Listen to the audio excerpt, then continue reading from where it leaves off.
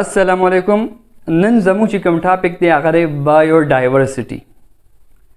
بایوډایورسټي که ته ډایګرام ته وګورې نو هم څه ناڅه اندازه به ته ولګي چې زموږ دا ټاپک د څه په باره کې دی. بایوډایورسټي دې کې دوه الفاظ را یوځای شوي دي. د بایو مطلب دی لایف، یعنی ژوند، یعنی لیوینګ تھنګس، یعنی ژوندي څیزونه، جاندار، ارګینزمز. دا د بایو مطلب دی. او ډایورسټي یا ډایورسټس د دې مطلب دی ویرایټي، یعنی قسمونه. نو څه مطلب یې شو؟ یعنی د جاندارو د ژوندي څیزونو قسمونه. تعریف یې څنګه وایو مونږه؟ یعنی په دې دنیا کې چې الله تعالی د جاندارو څومره ویرایټیز، څومره قسمونه پیدا کړي دي، دې ته بایوډایورسټي وایي. ٹھیک ده چې الله پاک په دې دنیا کې د جاندارو څومره قسمونه پیدا کړي دي نو هغې ته بایوډایورسټي وایي. ډیفینیشن به یې داسې لیکو: The variety of organisms found on planet Earth is called biodiversity. Organisms نه زموږ مطلب څه دی؟ چې کم قسمه جاندار زموږ د دې نه مراد دی مطلب دی. نو ګوره، انیملز، ځناور، هیومنز، انسانان، پلانټس، ونې بوټي، فنجای، الجی، بیکټیریا وغیره وغیره. نو دا ټول د جاندارو قسمونه دي او په دې کې ځان له لکه انیملز دي، ځناور دي، په دې کې ځان له بلاشي قسمونه دي. صحیح ده؟ پلانټس دي، پلانټس کې ځان له بلاشي قسمونه دي. فنجای کې ځان له بلاشي قسمونه دي. بیکټیریا کې ځان له بلاشي قسمونه دي. ٹھیک ده؟ نو چې الله پاک په دې دنیا کې د جاندارو څومره قسمونه پیدا کړي دي ته بایوډایورسټي وایي. لګوره، انسان دا د جاندارو ځان له یو قسم دی، ځان له یو سپیشیز دی. چې څومره انسانان دي دا په یو ګروپ کې راځي، دا ځان له یو سپیشیز دی ته هوموسیپین وایي. هوموسیپین. صحیح ده؟ نو داسې بلاشي قسمه چې الله پاک څومره جاندار په دې دنیا کې پیدا کړي دي دې ته بایوډایورسټي وایي. پوه شوې په بایوډایورسټي باندې؟ ورپسې ټاپک دی په بایوډایورسټي کې ایکسټنټ آرګینزمز آر سپیشیز. یعنی ایکسټنټ جاندار یا ایکسټنټ سپیشیز څه ته وایي؟ سپیشیز ګوره د جاندارو یو خاص ګروپ ته چې د خصوصیات یو شانتي ته سپیشیز وایي. لکه زه ته اسان مثال درکوم، انسان چې څومره انسانان دي دا په یو سپیشیز کې راځي، هوموسیپین. اوس مې ته مخکې هم ذکر وکړو، هوموسیپین دا ځان له یو سپیشیز دی، دا انسانان. دا شان نور هم چې کوم جاندار دي د مختلفو جاندارو ځان له خپل سپیشیز دي. اوس ایکسټنټ آرګینزم یا ایکسټنټ سپیشیز څه ته وایي؟ نو داسې جاندار چې هغه د دنیا د دې مخ نه ختم شوي او د هغه یو هم لیوینګ سپیشیز، یو هم لیوینګ جاندار نه موجود په دې دنیا کې، نو داسې قسمه جاندار ورته ویلی شي ایکسټنټ آرګینزمز یا ایکسټنټ سپیشیز. ګوره، organisms are species that no longer exist in this world. چې کوم جاندار په دې دنیا کې اوس موجود نه دي، د هغې یو هم ژوندي جاندار، یو هم ژوندي سپیشیز نشته دی، نو داسې قسمه جاندارو ته، داسې قسمه سپیشیز ته ایکسټنټ آرګینزم یا ایکسټنټ سپیشیز وایي. اوس څه وجه ده چې دا جاندار د دنیا د دې مخ نه ختم شوي دي، اوس په دې دنیا کې دا جاندار نه دي موجود؟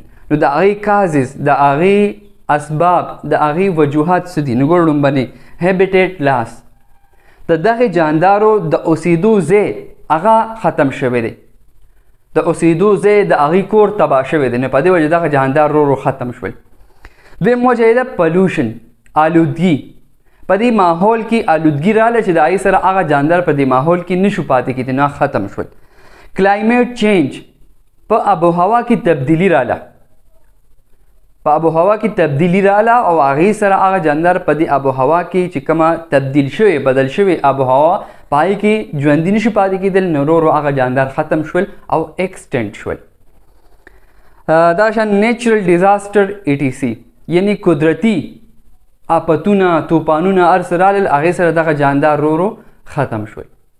نو دا هغه وجوهات دي، دا هغه اسباب دي چې دې سره دغه جاندار د دنیا د دې مخ نه ورو ورو ختم شول او اوس د دې یو هم جاندار نه دی اویلیبل، یو هم جاندار یې نشته دی موجودو. نو په دې وجه داسې قسمه جاندار ته ایکسټنټ آرګینزم یا ایکسټنټ سپیشیز وایي.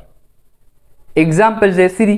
مثالونه یې څه؟ ګوره، اسان مثال که ته دې ایگزامپل ته وګورې ډایګرام ته، دا یو ډایناسور دی. ډایناسور دا ډایناسور مخکې په د دنیا کې موجود و خو اوس د دې ډایناسور یو هم جاندار ژوندي نشته دی دا اکسټنټ شوي دي مکمل د دنیا د دې مخ نه ختم شوي دي غیب شوي دي نو داسې قسمه جاندار ته اکسټنټ ارګنیزم یا سپیشیز وایي دویم چې کوم قسم دی ته انډینجرډ ارګنیزمز یا انډینجرډ سپیشیز وایي یعنی هغه جاندار هغه سپیشیز یعنی هغه جاندار هغه سپیشیز چې هغه په خطره کې د څه په خطره کې د ختمېدو په خطره کې چې هغه به را روان وخت کې د دې دنیا نه د دې دنیا د مخ نه ختم شي غیب بشي د هغې یو هم ژوندي جاندار به پاتې نشي نو دغه قسمه جاندار ته ویلی شي endangered organism یا endangered species ګوره organisms are species that are at risk of extinction in the near future چې را روان مستقبل کې دغه جاندار د دنیا د دې مخ نه په ختمېدو باندې دی او دا یو جاندار به هم ژوندي پاتې نشي په خطره کې دي د ختمېدو نو دغه قسمه جاندارو ته ویلی شي extinct organisms یا دغه سپیشیز ته ویلی شي endangered organism یا دغه سپیشیز ته ویلی شي endangered species اوس د دې کازز څه دي نو د دې هم هغه کازز دي habitat loss د دې جاندارو د اوسېدو ځای ختمیږي دې ته د اوسېدو ځای نه دی میلاو شوی ورو به دا ختمیږي ښکار کیږي بیا یا مختلفو طریقو باندې به دا ورو کمیږي پلوشن آلودګي کلایمیټ چینج د آب و هوا بدلیدل تبدیلی هانټینګ یعنی اوور هانټینګ ډیر زیات د یو جاندار د یو ځناور ښکار کیږي نو هغه ورو بیا ختمیږي نیچرل ډیزاسټر قدرتي آفتونه طوفانونه ایټسټرا وغیره وغیره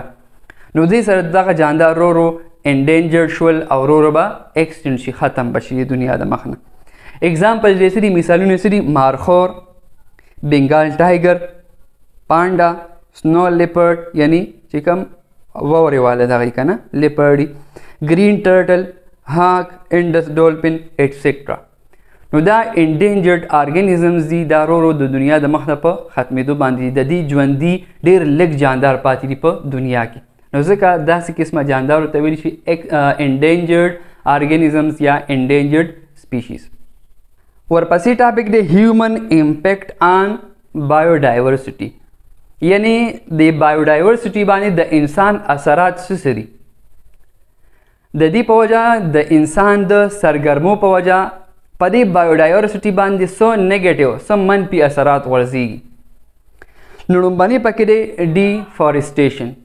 ډیفارسټیشن وی د ځنګلاتو د ځنګلونو کټایۍ ته چې کله ځنګلونه کټ کړي شي نو دې ته ډیفارسټیشن وایي دغه ډیفارسټیشن د څه دپاره کیږي انسان خپل ضرورت پوره کولو دپاره د خشاک دپاره د فرنیچر دپاره یو ځای کې ځان یو ځای او هغې کې بوټي او هغه د هغه ملکیت یې کې ځان له کور جوړوي صحیح ده نو هغې دپاره هغه ونې بوټي هغه ځنګلونه کټ کړي نو دې ته ډیفارسټیشن وایي دغه ډیفارسټیشن باندې د دغه ډیفارسټیشن په وجه باندې بایوډایورسټي باندې غلط اثر غورځېږي نیګیټیو اثر پرې غورځېږي منفي اثر پرې غورځېږي دا ګور آسان مثال چې کوم ځای ځنګل د هغې کټایي ته وکړي نو هغې کې بلا شي قسمه جاندار اوسېږي صحیح ده نو د هغې د اوسېدو هغه ځای ختم شي هغې کې هغې ته خوراک میلاویږي هغه ولته چې کوم دی نو تباه و برباد کړي نو دې سره په بایوډایورسټي باندې په جاندارو باندې غلط اثر غورځي دویم نمبر دی اربنایزیشن اربنایزیشن دې ته وایي چې په لږ ځای کې ډېر خلک آباد شي په لږ ځای کې ډېر خلک آباد شي لکه آسان مثال یې دي ښارونه ښارونو کې ورځ تر ورځه اضافه کېږي که نه خلک چې کوم دی ښارونو ته ځي د کارونو دپاره مزدورۍ دپاره صحیح ده نو دې ته اربنایزیشن وایي چې ښاري به سیوا شي واړه واړه کلي به او هغه به چې کوم دی ورو ورو د هغې نه یو ښار جوړ شي دومره آبادي پکې سیوا شي نو دې ته اربنایزیشن وایي نو چې خلک آبادیږي د هغې ضروریات هم وي هغې ته ځمکه هم پکار وي کور هم پکار وي هغې سره په بایوډایورسټي باندې غلط اثر غورځېږي هغه ځای کې آلودګي هم سیوا کېږي ټیک ده دریم نمبر دی هیبیټیټ لاس یعنی د جاندارو د اوسېدو ځای ختم شي د انسان اکټیویټیز د انسان د سرګرمو د وجې هیبیټیټ لاس کیږي د جاندارو د بایوډایورسټي د اوسېدو ځای چې کمی هغه خرابېږي. لکه ګوره اوس مې ته ذکر وکړو د ځنګلونو چې کټایي وشي، اربنایزیشن وشي، نو دې سره د جاندارو د اوسېدو ځای هغه ختمیږي، هیبیټیټ لاس راځي. څلورم نمبر اوور هنټینګ، ډېر زیات ښکار چې کله د ځناورو د مرغو د میانو ډېر زیات ښکار کېږي، نو هغې سره د هغې په نسل باندې یو نیګیټیو منفي اثر غورځېږي. هغې قسمونه هغه قسمه سپیشیز ورو ورو کمیږي، هغه بیا انډینجرډ کېږي او بیا اخره کې د دنیا نه ختم شي، د هغې یو جاندار هم ژوندي پاتې نه شي. پنځم نمبر دی پلوشن، یعنی آلودګي. آلودګۍ سره هم چې کله آلودګي راشي، ډېر جاندار د هغه آلودګۍ په وجه متاثره شي، د هغې نسل کم پاتې شي، ورو ورو د هغې هغه نسل کمیږي، هغې باندې غلط اثرات غورځېږي. شپږم نمبر دی کلایمیټ چینج، په آب و هوا کې تبدیلي راشي د انسان د سرګرمو د وجې، د انسان د کارونو د وجې، نو هغې سره هم په بایوډایورسټي باندې نیګیټیو منفي اثر غورځېږي. ورپسې اوس دا دی چې کنزرویشن آف بایوډایورسټي، یعنی د دې بایوډایورسټي حفاظت به څنګه کېږي، دا بایوډایورسټي به مونږ کنزرو کوو څنګه، دا به محفوظ کوو، بچ کوو به څنګه چې دې ته نقصان ونه رسي. نو په دې کې لومبنی چې کوم پوینټ دی هغه دی ټریډ اپ انډینجرډ انیملز، یعنی چې کوم جاندار انډینجرډ کېږي د هغې تجارت وکړی شي.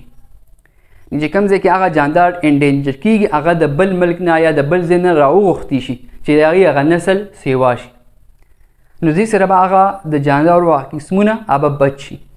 دویم نمبر دی ریفارسټیشن. ریفارسټیشن دې ته وایي چې کوم ځای کې ته د ځنګلونو کټایي کوې، نو چې یو پلانټ کټ کوې د هغې په ځای بل پلانټ، د هغې په ځای بل بوټي کرې، صحیح، دې ته ریفارسټیشن وایي. چې بوټي کټ کړي د هغې په ځای نور بوټي ته کرې، نو دې ته ریفارسټیشن وایي. نو دې سره به د بایوډایورسټي کنزرویشن کېږي، د هغې حفاظت به کېږي، د هغې بچاو به کېږي. 3 نمبر دی گیم ریزرو یا گیم پارک. گیم ریزرو یا گیم پارک دې ته وایي چې د ځنګلي ځناورو دپاره یو خاص ځمکه هغه مختص کړی شي او هغې کې هغه ځنګلي ځناور اوسیږي، دې ته گیم پارک او گیم ریزرو وایي.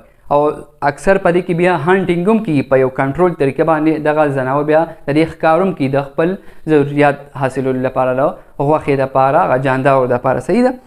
خو دغه لینډ ته، دغه ځمکې ته چې هغه د ځنګلي ځناور وایلډ انیملز چې ورته وایي، د هغې دپاره جوړ کړی شوي، دې ته گیم پارک یا گیم ریزرو ورته وایي. څلورم نمبر نیشنل پارک. نیشنل پارک چې کومې قومي چې کوم پارکونه هغه هغې سره د بایوډایورسټي کنزرو کېږي. پنځم نمبر دی کنټرولډ هنټینګ. ښکار دې کېږي خو یو کنټرول طریقې سره چې د هغه جاندارو نسل نه کمیږي، په داسې طریقه ښکار کېږي چې هغې باندې نیګیټیو اثرات نه غورځېږي. شپږم نمبر دی پالوشن کنټرول، چې داسې طریقې اختیار کړی شي چې هغې سره د آلودګي دا کمه شي، د آلودګي کنټرول شي، نو دا به په بایوډایورسټي باندې یو ښه اثر غورځي او د هغې حفاظت به کېږي، د هغې کنزرویشن به کېږي.